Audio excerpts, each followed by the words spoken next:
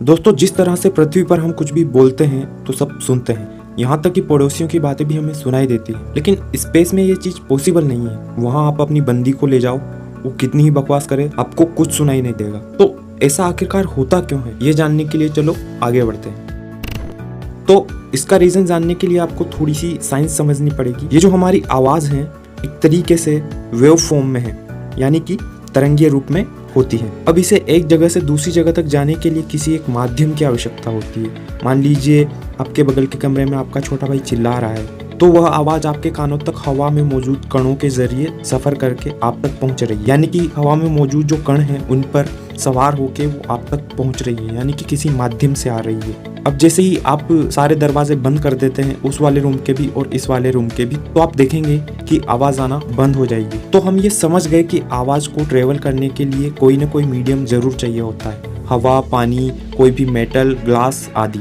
बिना मीडियम की आवाज ट्रेवल नहीं कर पाती, इसलिए जब कोई मीडियम बीच में होता है तभी आवाज यहाँ से वहां तक पहुंच पाती है। अब आते हैं हम स्पेस में। तो यहाँ पर होता क्या है कि टोटली वैक्यूम एरिया होता है। यहाँ पर हवा ना होती है ना कुछ होता है, एटम नहीं होते हैं कुछ भी हवा के अंदर, तो हवा ही नहीं होती तो कोई चीज होती नहीं है। वहाँ पर टोटली वैक्यूम एरिया होता है, यानी कि ना हवा होती है ना कोई कण होते हैं जिनके जरिए आवाज आपके कानों तक पहुंच पाए।